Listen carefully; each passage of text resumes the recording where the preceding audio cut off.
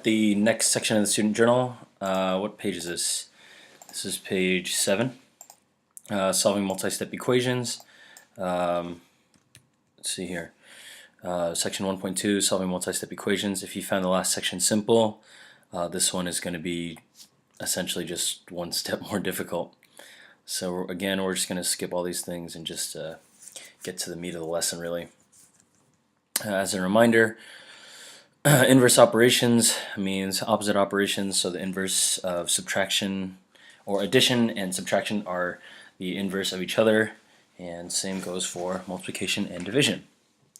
The mean is just another word for average. I can't remember. They were probably just telling you this for the word problems. So the way you find an average is you add up all the quantities and divide by the number of quantities that you have. So let's look at these directions. To solve a multi-step equation, simplify each side of the equation if necessary. That means combine like terms or work out anything in parentheses essentially. Then use inverse operations to isolate the variable. Pretty black and white. Easiest way to figure it out is to show you. So for number 1, if we're looking at this right here, we have 3x plus 4 equals 19. There's nothing to simplify because we can't combine 3x and 4 because they're not like terms, so they're going to stay separate. So we can just use inverse operations. And what I tell my students is that when you think about this, you could think about the variable as the core or the center of an onion, and the way you get to the core is to peel the outside layers. And what are the outside layers? Well, the equal sign basically acts as a great big border, so I guess we will just stick that line right there to show you, to keep you to keep the left and the right side separate. And so if we're thinking about what the furthest thing is from x, the outer layer, then you would just see visually that the plus 4 is quote-unquote further. If you're thinking about order of operations, as in PEMDAS, then you would go from the bottom up. So the bottom is addition, subtraction. You would get rid of that first before you get rid of, cancel out multiplication and division. So what is the inverse operation of addition? It's subtraction. What are we adding? 4. So what are we going to subtract? 4. That's a minus 4. Pretend that line's straighter. But if we do it on the left side, if you remember, or if you watched the last lesson, then we got to do it on the right side as well. So positive 4 minus 4 is 0. So we have 3x equals 19 minus 4 is 15. And you should also remember that when you have a 3 and an x or any number in a variable sitting next to each other with no operation in between, that it is multiplication. And again, we have to use inverse operations. So what is the inverse operation of multiplication? I will pause for you to think about it. It is division, so we will divide by whatever number we were multiplying by. So right here, x is being multiplied by 3, then we got to divide by 3. So we're going to divide by 3, divide by 3. So 3 divided by 3 is 1, cancels out. 15 divided by 3 is 5. So you have x equals 5. I'm going to make this a little bit thicker. So again, just like we did in the last lesson, it's best to check. Make sure that your answer makes sense. So if you say x equals 5, then you got 3 times 5. 3 times 5 is 15. 15 plus 4 is 19. It all checks out. Next, number 2 is essentially the same thing. I will just say that you add 13 to both sides, and then you divide by 5, and you get z equals 2. So some of you are going to pick that up very quickly. Some of you are not. Actually, before I do that, let's just erase everything. If you need to go back, then just pause or whatever.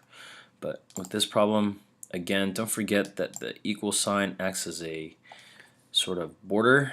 So we have the left side and the right side to keep separate. And again, going in reverse order of operations, starting at addition, subtraction. Well, there's subtraction. What's the inverse operation? Addition. So we're going to add 13 I'm going to add 13. I did it on the left. I did it on one side, so you got to do it on the other side of the equal sign. So again, this 13 has nothing to do with 5z. It just applies to the negative 13.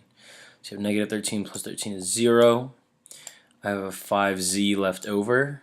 That's 5z. Sorry, my handwriting is crummy, just like it is in real life. We got negative 3 plus 13. That's a 10. If you are not good with the mental math, I always encourage calculator use. Like, you are never forbidden from using calculator.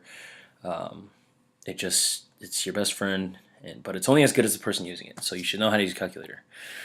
Last, again, when you get to this step, it's multiplication.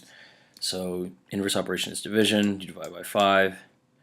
You divide by 5. God, that 5 is hideous. 5. So 5 divided by 5 is 1, so that's 1z, and 10 divided by 5 is 2. So I got z equals 2. And checking your answer, 5 times 2 is 10. 10 minus 13 is negative 3. Bada bing, bada boom. Okay, moving on. Here, again, guys, just because the variable's on the right side doesn't mean it means anything. Like, you're just always trying to get it by itself. It doesn't matter. It doesn't matter where it is or what side it's on. Again, let's just make this little border right here. When you subtract a negative, it turns into a positive. So you have 7 plus 9. 17 equals. We haven't done anything yet. We just simplified. So then I guess we did do something. Okay, so we have 7 plus 9. Inverse operation of addition is subtraction. Again, staying on, or thinking about one side of the equal sign, doing it to the other side of the equal sign. So we got 17 minus 9, which, if I'm right, it is 8 equals z. So our solution is z equals 8. If you think about it, 8 plus 9 is 17. 8 minus negative 9 is 17. That makes sense. That checks out. The math checks out. All right. Looking at this number 4 might be a little confusing. So the first thing to do is to simplify. So we should combine the like terms, 2 plus 4. Again, I should get in the good habit. For those of you that are confused, get in the good habit of separating the left and the right side of the equal sign. Make that barrier wall. So you have 2 plus 4. 4 is 2 plus 4 is 6. So you have 6 minus d. I did not add anything to either side. I just combined those like terms. So I have 15 equals 6 minus d. Okay, so the 6 is positive, and so I know you see a subtraction sign, so a lot of students tend to think, oh, there's a subtraction sign, we should add. What we would be adding is adding d, and in fact I will show you how we can solve it that way later, but first let us look at this 6. You know what, forget it, we'll just do that. So you have d plus d. This is the longer way, but some of you, it will make more sense for some of you, so I'll just do that. So I have 15 plus d equals 6. Now you look at this, and the d is still not by itself, and there's a plus sign, but that's not why I will subtract. I will subtract because this number right here, 15, is a positive number, right? So this has nothing to do with the sign and everything to do with this number being positive, minus 15. If I do it on one side, I got to do it to the other side. Bloppity blue blee. 6 minus 15, d equals negative 9. Okay. So that is one way. That is one way.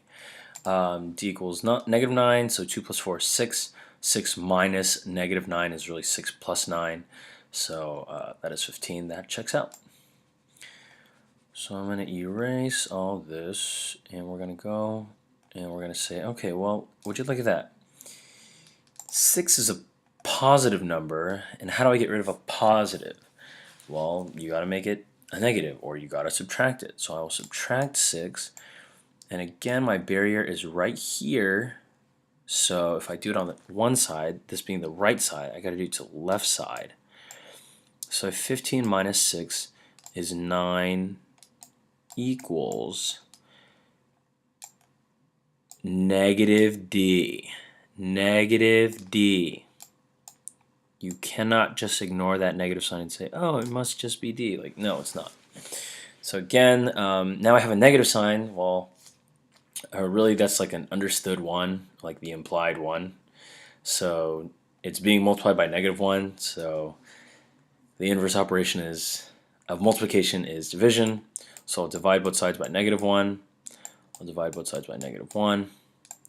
And I get -9 equals d, which is what I got earlier. So one of the reasons this problem basically perfectly illustrates why I love math, because as long as you follow the rules, you will get the right answer. People say math is confusing. I mean, okay, fine. It might be confusing for you. I don't want to be too mean. But no, there's a lot of structure, and you just have to take advantage of that. So that's that problem.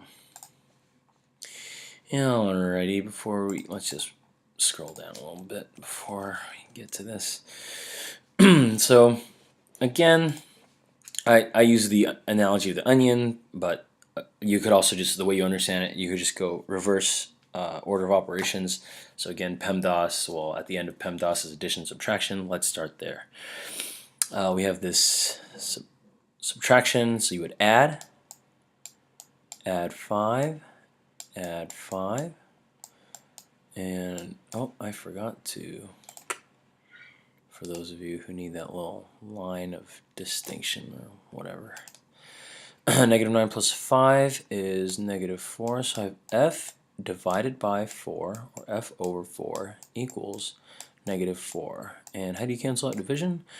Multiplication. Oh wow, good job, whoever said that. You're right. 4 times 4 is 1, so that just cancels out. Or sorry, 4 divided by 4 is 1, that cancels out. So f by itself, I have -4. If I did it on one side, I got to do it to the other side. So -4 times 4 is 16. Boom. F equals 16. Show the math. 16, plug it in. 16 divided by 4 is 4. Oh, sorry. Whew. Didn't make any sense. -16. Okay. -4, negative times a positive is a negative. So I got -16 divided by 4 is -4. -4 minus 5 is -9. Sweet. Okay, on to the next one. Now, I know I said we start with like reverse order of operations and addition and subtractions at the end. But if you just look at the structure of this problem, it's kind of obvious. Well, I guess I don't know why it would be obvious to you. It's just obvious to me. So we would actually solve starting at the dividing by 3. So what is opposite or inverse of division? Multiplication. So we're going to multiply that by 3. If you do it on the left side, you got to do it on the right. And again, I forgot to make the barrier. So for my students who need to do that, you do you. Boo. So we got 8 times 3, or on the left side, that just cancels out. 3 divided by 3 is 1. So we have q plus -5. Really, that's just q minus 5. 8 times 3 is 24, and then we add 5 to both sides, and we get q equals 29. I didn't write it because I'm getting a little tired of this. You add 5. You should not, because you are learning this. I can because, well, I'm the teacher. Okay, so in order to make the last 2 problems a little more understandable, let us clear our space and move down. Oh boy, we have a lot more problems. Okay. Let's see. What are we doing on time? Oh, it doesn't even show the time. All right, well, whatever. 5x plus 3x, it says we should combine like terms. So we get 8x equals 28. And I hope that they meant whatever. They're just going to give you, this answer is just a fraction. So you divide by 8. How did I get 8x? 5 plus 3 is 8. It's like terms. if they're sitting next to each other, that means multiplication. Cancel that out by division. X equals, let's see, well, we could simplify by 2. 14 over 4. 14 over 4. Oh no, we could divide both sides by, or we can divide the numerator and the denominator by 4. So 28 divided by 4 is 7. And then 8 divided by 4 is 2. So 7 over 2.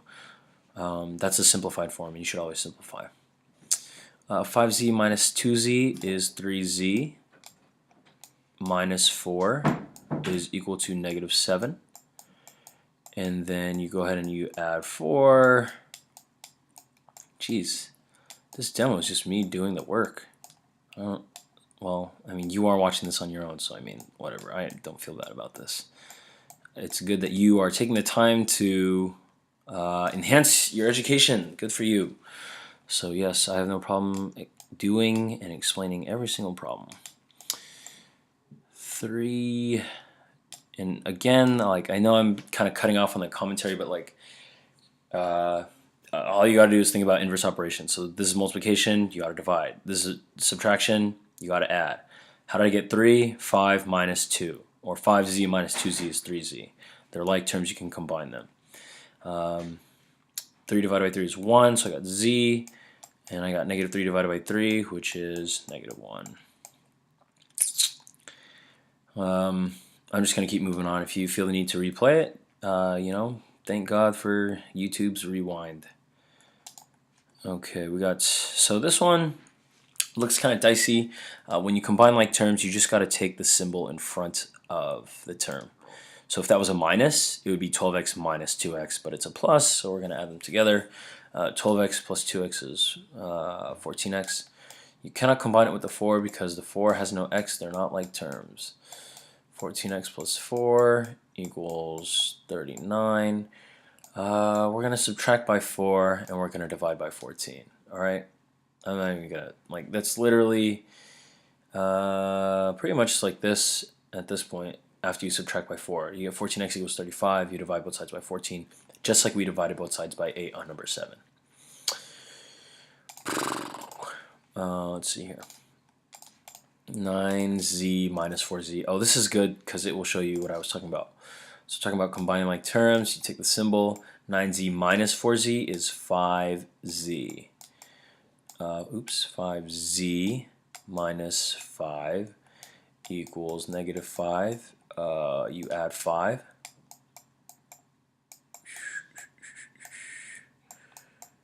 And don't forget the little barrier. Oh, I can't remember last time I put this one up.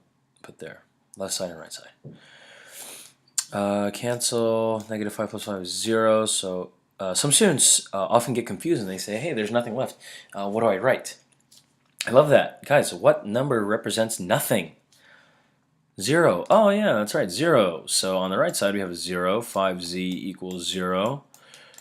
And we're just going to divide it by 5. And you guys, some of you might think, oh, well, we're dividing 0 by 5. Isn't that undefined? No, it is not undefined. If you have nothing and you split it amongst a bazillion people, you still have nothing. It's dividing by 0 that's undefined. So this is completely a-okay. So z is equal to 0 over 5. Z is equal to 0. And would you look at that? 9 times 0 is 0. 0 minus 5 is negative 5. 4 times 0 is 0. Negative 5 minus 0 is negative 5. Negative 5 is equal to negative 5. Okay, we are closing in on our last, oh boy. These problems are, again, another step up because, wow, it just gets harder and harder, doesn't it? So here we're going to simplify via distribution. You know what? I'll show you 2 ways to solve this. The first is, we see a 3 and there's this parentheses. What's the 3 doing? Multiplying, adding, subtracting, dividing. Oh, well, it's the first thing that came into my mouth. It's multiplying. How do we do that? How do you get rid of it? Divide. Where's the barrier? There's the barrier. Divided by 3. Divided by 3. Bobbity boom. Z plus 7. 21 divided by 3 is 7. Subtract 7 on both sides, y'all. Please don't make me write that. 0. That's method 1. show you another way for those of you that are savvy with your distribution skills. That's 3z. That means distributing is multiplying. So that means I got to multiply by everything in here. So 3z plus 21 equals 21. And again, we're going to get the same answer. It's going to be freaking sweet. So we're going to subtract 21. We're going to get 0. 0 divided by anything, in this case 3, is 0. So we're going to get z again equals 0. Subtract the 21. God, even though I can tell you, showing you is worth a lot too. So 3z equals 0. And then you would divide by 3. So you make a fraction here and you make a fraction there. This one is literally the same thing, except it involves negative numbers. So you would divide by -4 first. Or you would multiply by -4 first. So let's just, whatever. I don't think 42 is not divisible by 4 without fractions, so let's just distribute. You have -4z. We have negative times a negative. This is a -12, y'all. See that 3 times 7 is a positive 21. So -4 times -12 is a positive 48. And then you will subtract 48 and divide.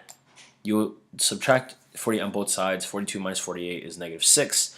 -6 divided by -4 is negative divided by negative is a positive. 6 divided by 4 is the same thing as 3/2. Now, if you had no clue what I was talking about, that's just fractions, and that's not even really, like, that's just in another class. Like, don't even sweat it that much. Alright. I could have just written it the first time, and now I will.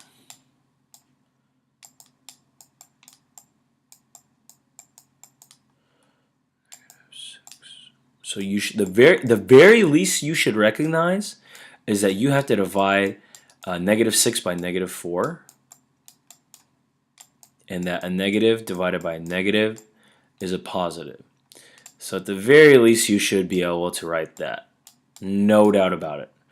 For those of you that are, and that's if you're weak with your fractions, you should just write it like that. If you're good with your fractions, you could simplify that. 6 divided by 2 is 3, and 4 divided by 2 is 2, so 3/2. All I did was I divided the numerator and denominator by the same number, 2. Or I factored a 2 from numerator and denominator. Okay, so 33. Again, let's make this. Boy, guys, are you tired of this yet? Because I can tell you I am. 33 equals 12r. We're just going to go ahead and distribute that -3. So you have -3 times +9. -27. Why am I calling it a -3? Because there's a minus sign in front of it, man. I have a -3 and a -r. Negative times a negative, what does that make? Yep, positive 3r. So combining like terms, I got 12r plus 3, that's 15r. Minus 27. And then 33, you're going to add 27, so you get 60. And then you're going to divide by 15, and you're going to get, sorry, that's a 27. 60 equals 15r. What's happening with 15 and r? They are being multiplied, and to cancel that out, I must divide. Some students say, oh, 15 is being divided by r. No. Like, you get to the point where you just hear me say these things and you don't really get it. No, right now they're being multiplied. To cancel it out, I must divide. Not that they were originally being divided or anything like that. Oh, that looks like a freaking inequality. Pretend that's like just an equal sign. So you get 60 divided by 15 is 4. 4 equals r. Oh, all that work. All right, you know what? Number 14 is the last one. I'm going to leave that for you as a challenge. 3 times 2g as a hint is 6g. And then 3 times -6 is -18. Then you combine like terms, but I'm talking too much, and I will leave that for you to have a little bit of a challenge. Whew. Okay, so write and solve. You can represent an odd integer with the expression 2n plus 1, where n is any integer. Write and solve an equation to find 3 consecutive odd integers that have a sum of 63. So some random odd integer is just 2n plus 1. So let's start with that. 2n plus 1. Now consecutive means like in a row, right? So consecutive odd numbers like 1, 3, 5. Find 3 consecutive odd integers. One that have a sum. Sum means add, right? So 1 plus 3 plus 5. Plus. 1 plus 3 is 4. 4 plus 3 is 5. Is that 63? Certainly not.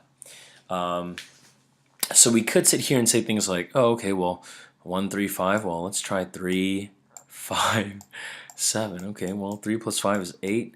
And 8 plus 7 is 15. Well, that gets us closer, but we're going to sit here and be doing that for quite some time. What you should notice, though, is that in the for consecutive numbers, this is bigger than that by 2.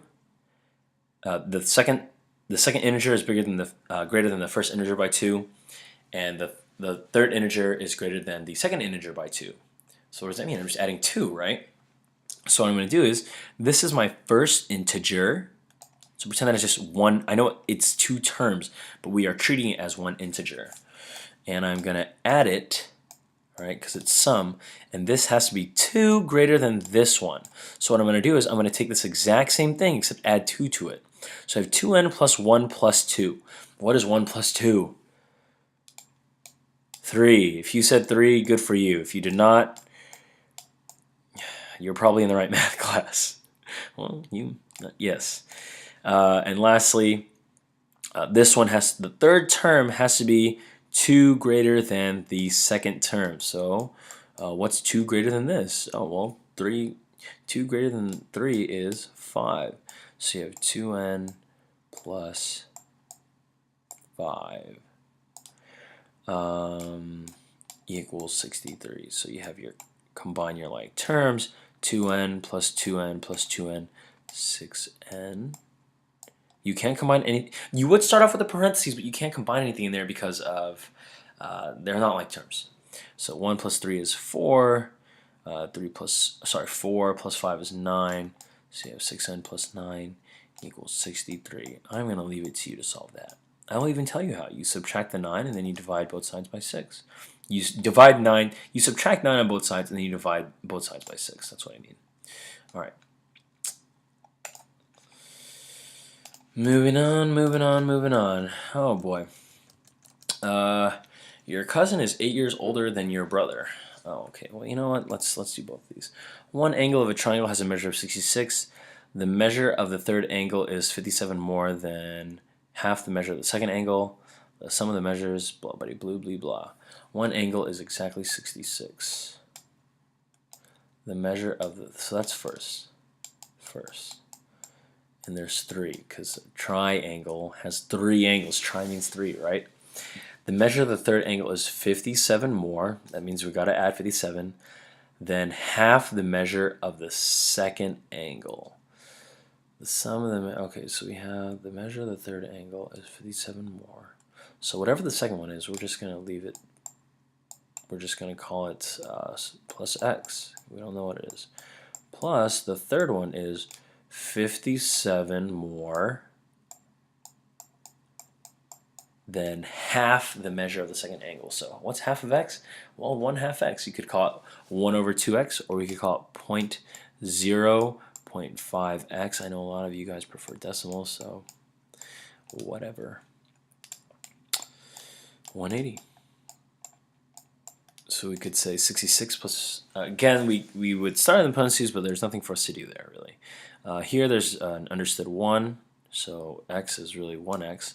So you have 66 plus 57, that's 110, that's 113. That's 113 plus 1.5x.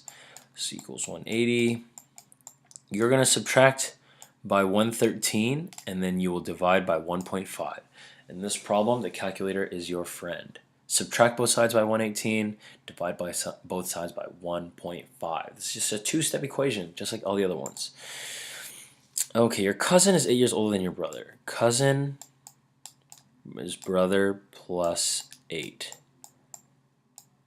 That was simple. 3 years ago, your cousin was twice as old, so C minus 3